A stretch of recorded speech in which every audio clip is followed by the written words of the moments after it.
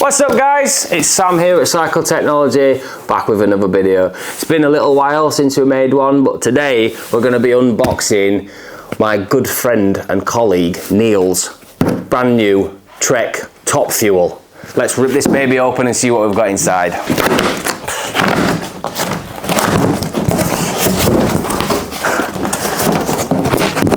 Loads of packaging to deal with first.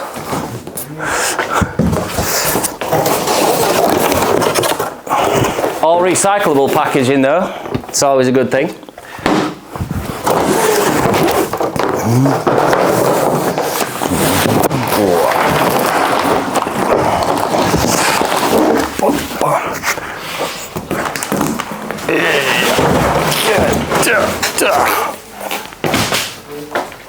There it is. That's a beautiful looking bike straight out of the box. Obviously we need to do some stuff to it to get it looking even better. But yeah, let's get into it.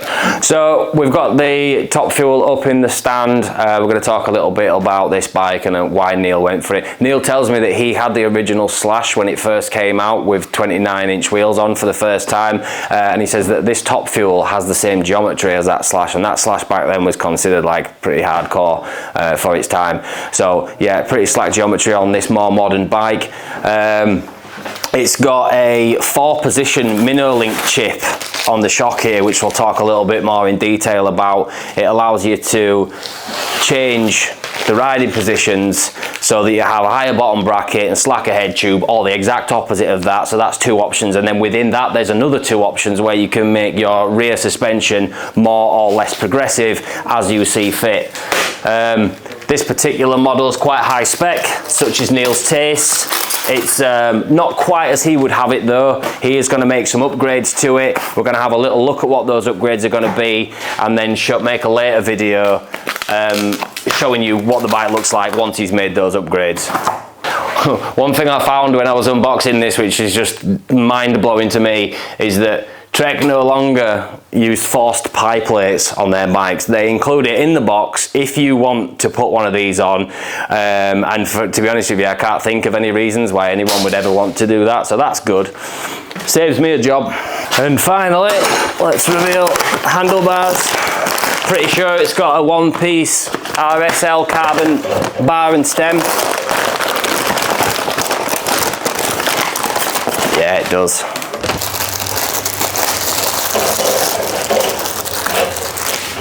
And there we have it in all its glory. That is a good looking bike. If I had some money spare, I'd probably order one for myself, but I don't, so I won't. Also, the wife wouldn't be happy about that. All right, cool. So it is back in the stand. Tires are pumped up, bit of air in the fork and the shock so you can see it in all its glory. This is the Trek Top Fuel 9.8 XT. Let's have a little look at what components it's got on it.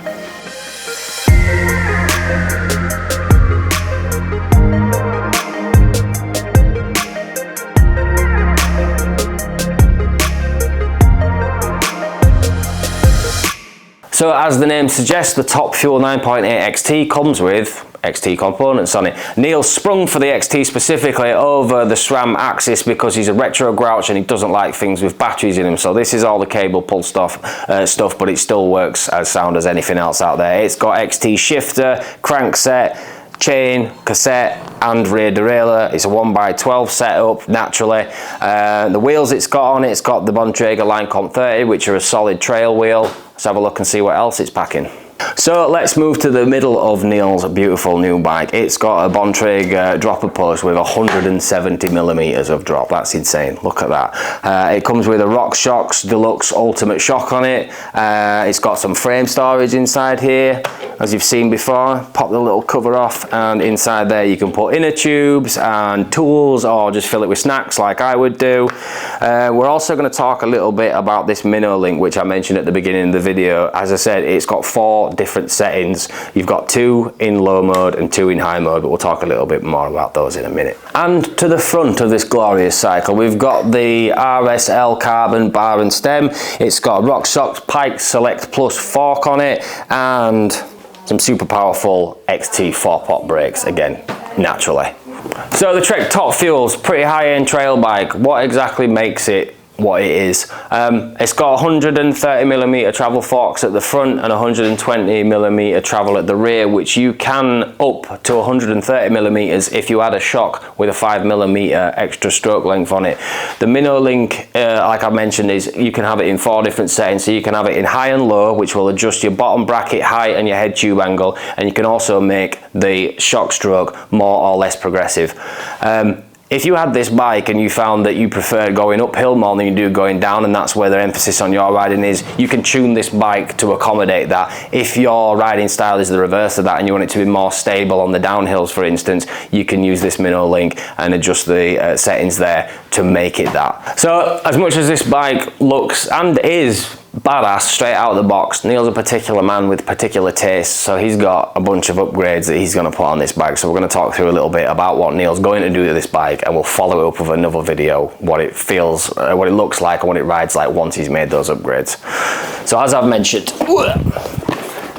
this shock isn't good enough for Neil, but this one is. This is a Super Deluxe Ultimate with the piggyback on it, and as I've mentioned, it's got a 5mm longer stroke length, which is going to up the rear travel of that bike from 120 to 130. He's got a 140mm travel RockShox Pike Ultimate, which he's going to put on, and that's fine to do this. This bike, as Trek tell you, you can put a 140 fork on it, and it's okay to overstroke the shock length as well. They've designed it so that you can do all of these upgrades yourself if you want to. He's going to put Minion DHRs because they're one of the best tyres around. Not just DHR, he's going to put Minions on it, DHR and a DHF.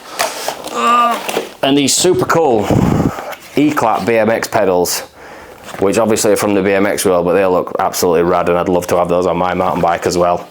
And the only other thing that Neil's really going to change is he's going to put some other XT cranks on it off his other bike because they're 165, so nice short crank for him there. So who is this bike for? Well, as I've mentioned, it's a really capable trail bike. The emphasis on this is that it will travel uphill really well, but also downhill really well.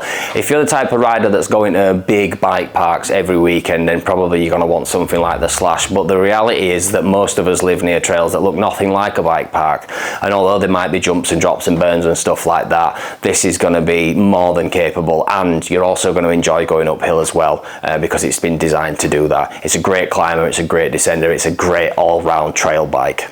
So that's the end of this video. Stay tuned for a follow-up video once Neil's made his upgrades and he's been out and done a bit of shredding. He's going to feed back to us about this bike, what he likes about it, maybe some stuff that he doesn't particularly like, but we'll find out. I'm hoping he's going to let me have a little shred on it as well, so I'll let you know what I think about it too. Thanks for watching, see you next time.